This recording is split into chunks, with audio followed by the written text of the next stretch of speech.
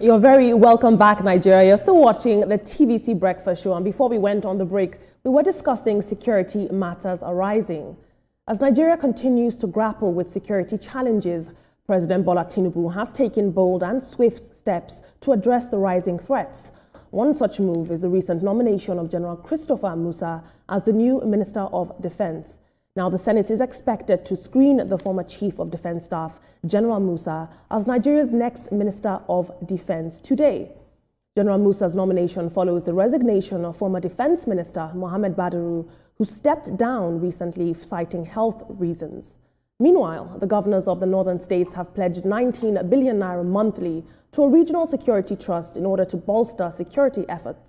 Joining us for this very important conversation is security expert Dickson Osajie. Good morning, Mr. Osajie. Thank you so much for choosing to join us this morning. Good morning, and thank you for having me this morning. Thank you very much. Now, effectively, Nigeria's watched yesterday as Mohammed Badaru stepped down as the Minister of State for Defense. And now we are now seeing that the president has appointed General Christopher Musa, and that the northern leaders have pledged 19 billion naira monthly towards security in the north. Unfortunately, there's been fragmentation in the north as terrorist groups continue to metamorph and take over. How can we ensure that this is not just a temporary financial cushion, but that this money is deployed to intelligence and to vanquishing these terrorists once and for all?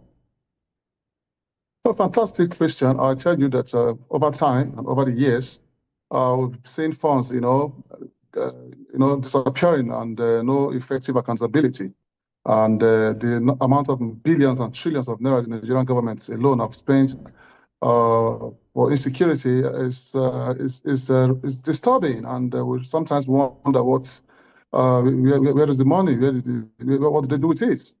And how are we still experiencing a high speed of insecurity when trillions and billions of naira have been, apportioned for, the speed of insecurity, for equipment, for personnel, and also for technologies. But I've seen the northern governors, they are waking up, because one thing we have is that we are always centralizing our problem. Anything that happens in any given state, everybody runs to Abuja, everybody points hands to the president. The president promises, they have some promises to govern the Nigerian state, and also every governor of the 36 states also, use insecurity to, campaign. And when they got into office, it begins to look as if they are pushing the blame to Abuja. And I tell you, every state governors must be held accountable for the spread of insecurity in their own state. What are the measures put in place? What are the technological measures put in place? What are the, preventive measures put in place? Because as a governor and the chief security officer of your state, you must take responsibility for any given security situation, so that to ease the problem of Abuja, that's there from the presidential perspective, because here we centralize our problem. So as it is now, we must decentralize our problem, and every governor, like what the Northern's governor are doing right now, I think it's a welcome development. Every month they've pledged 19 billion naira. That money must be well utilized in the area of personnel, in the area of technology, and in the area of processes, because security measures has three processes, has three measures: the personnel and the technology and processes. So that money must be well utilized, so that we'll be able to go before the laws. We'll be able to, attack these criminals with speed and momentum, and ensure that there is the pressure that's been mounted to Abuja or to the presidency. So every state governors must be accountable by their people. Right. So looking at the nomination of General Christopher Musa, as the Minister of Defense Staff by President Bola Ahmed Tinubu, who served as Christopher Musa, who served as Chief of Defense Staff, and has decades of military experience. People are saying that it is not time that the federal government is showing that we want to restore peace back to our country. We want to ensure that it is someone who has experience that is going to run the affairs, and then we also provide institutional memory and stability, professional military mindset at the end. What has been your expectation so far? What do you expect from General Christopher Musa based on his antecedents? Fantastic question. One major problem we have in our country is misplaced priority. We don't even go into meritocracy, pragmatism, and also ensure that we appoint people on, core specific areas. It's only in my country, Nigeria, you see an engineer being a minister of health. You see a doctor being a minister of education, and that's misplaced priority.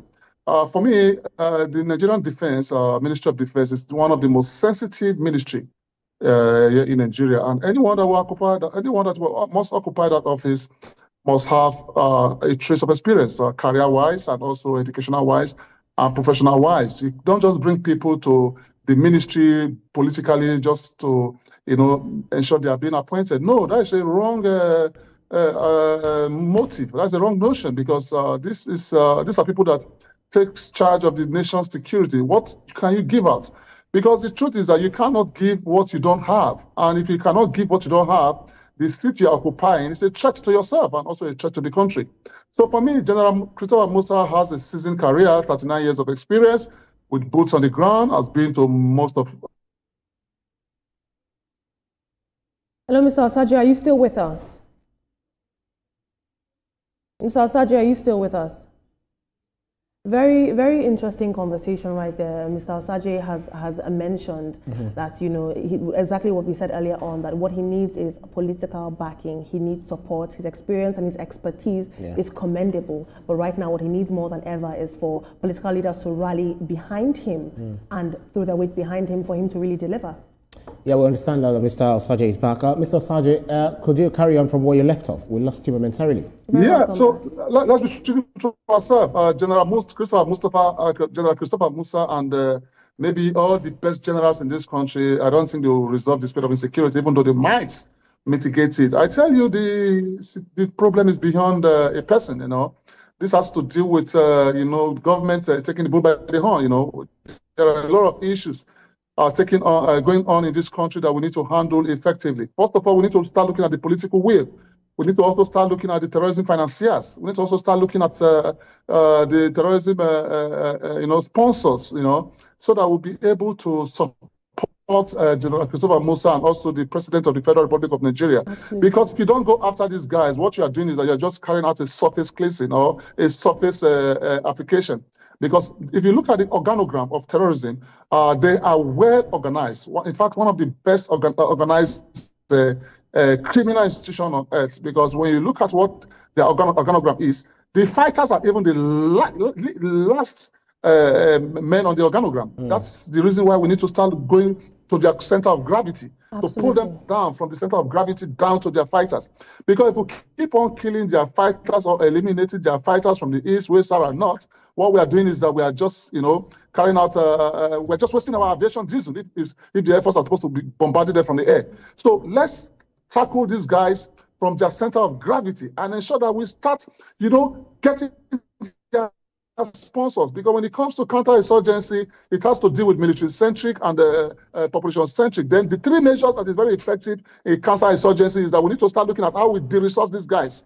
If you don't de-resource these guys and ensure that they don't have resources to engage our military, engage our people, we'll just be fighting them for nothing. So let's look at the resourcing them, linking them, and also demoralizing them, and also try and ensure that we, cut off their employment methodology so that they won't be able to get their fighters. Where are they getting their fighters from? They are capitalizing on the vulnerable state of this country and employing those Nigerians that are jobless and bringing them to the terrorism industry to engage Nigerian people. Thank you. So we have a lot to do in countering this insurgency. Thank you so much, Mr. Osajie. I really do like that analogy, bringing them down at the center of gravity. But I want to really focus right now on the Northern Leaders Forum, this important issue of state policing. Northern leaders have come out to say that the centralized policing system is no longer working for them, and they are pushing, or rather proposing, for state policing. Now, we do know that there are many pros and cons of individual state policing. You could have faster community-based response. You could have localized intelligence. On the other hand, security analysts are warning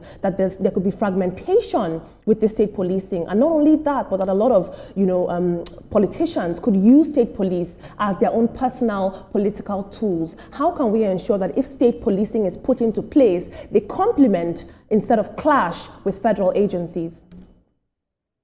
Fantastic question. I tell you, fantastic question. Well, the truth is that we cannot run away from troubles or problems if we want to get things right. The truth is that the time for state policing is now, and it's been long that we've been practicing a centralized policing system. And I've seen some governors come on air and cry out that the soldiers or the police did not respond on time simply because they are waiting they are waiting for orders from Abuja, and that centralized policing system is affecting our response measures. But because when you look at the response mechanism of every security situation, the first level of response mechanism is preventive measures, then proactive measures, then reactive measures.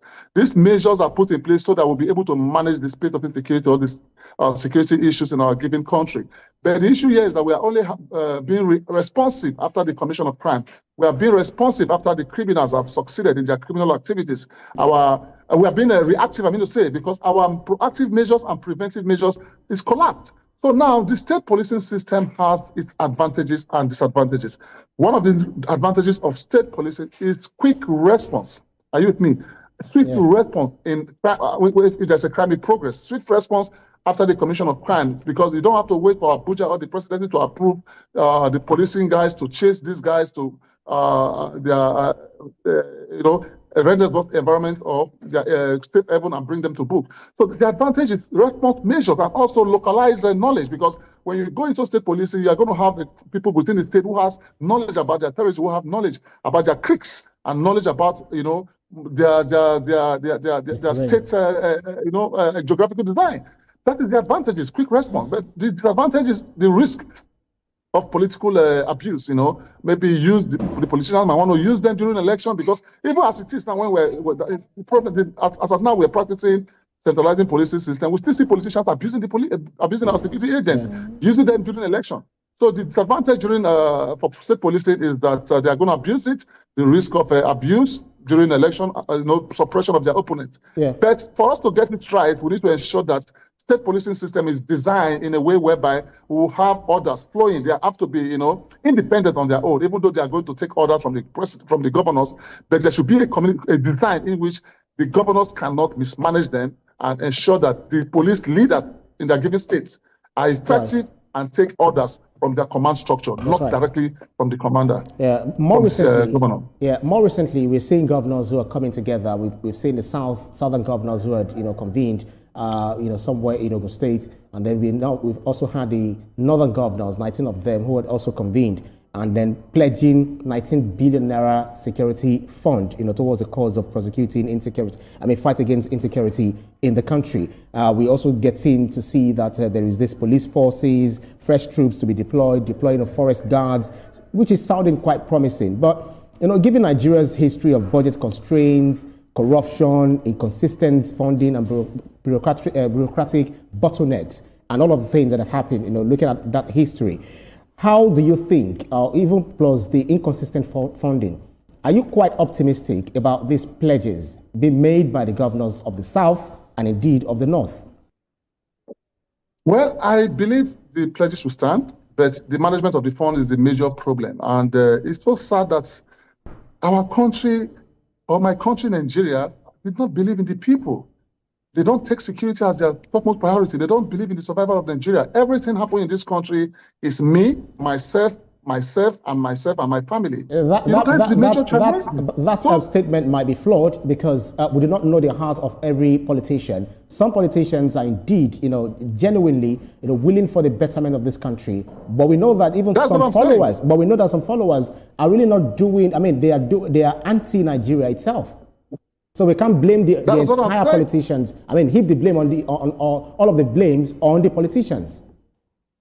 That's what I'm saying. What I'm saying is that, the truth is that if you want to carry out an effective audit, none of the politicians you find innocent. If you want to carry out an effective audit, I'm not here to lay blames. What I'm trying to say is that we need to start looking at accountability. If you visit the EFCC today and tell them to give you the list of people that have been prosecuted or those that have been reported from 1999 to date, you'll be surprised to see some names there, even some that have not been even prosecuted. But that's not what I'm here to discuss. What I'm here to talk about is that we need to start looking at accountability. If we don't hold people responsible and punish those who abuse funds that are meant for national security, sentence them to life imprisonment, or let them pay the supreme price for putting Nigeria in a state of unrest, we will keep on having the flaws in management of our funds, because when you release these funds, at the end of the day, there's no accountability. So we need to start having accountability from the horizontal plane and vertical plane. We need to start having accountability from up to down, down to up, or horizontally, so that any persons or people or group of people who think that any funds that is meant for security in the protection of lives and property can be diverted I'm not here to come and say everybody is a thief or everyone is a criminal. But I'm saying that we should start looking at accountability. If we don't look at accountability so that we will be able to mitigate the spread of insecurity, we'll keep on having issues. Because I've seen a lot of times, do you know how the trillions of naira the federal government has been apportioning for the state of insecurity? How do we account for those funds? So accountability is my major purpose this morning. Absolutely. Let's start looking at accountability so that we will hold people accountable very seriously. And that is why I always say that crime and punishment comes hand in hand. If you punish people effectively who commit crime or who steals the money of the state or state's money, I tell you, my brother, we'll keep on having these issues. So we need to start looking at punishment measures. Punish people who commit crime against the state. Then we'll be able to mitigate. If we don't do that, I tell you, this 19 billion naira, at the end of the day, you discover that only 500 million naira has been spent, 18.5 billion naira missing. So accountability. Very well said, Mr. Osajie. I completely agree with you on that, in the sense that oftentimes we focus on the big amounts of security funding as opposed to the documentation and the accountability and following the paper trail of where these funds go. Now, 19 billion naira monthly, that is a very hefty budget, but we have to say that Nigeria's security landscape currently is in dire need of financial support. But while the state has a budget for insecurity, we must remember that terrorists also have a budget. How far can 19 billion naira go when terrorists are being funded by very powerful and very wealthy people? We've heard many times that terrorists now have sophisticated weaponry, drones, artificial intelligence. How far can 19 billion naira really go, in really deploying the type of technological tools that we need to secure our safety?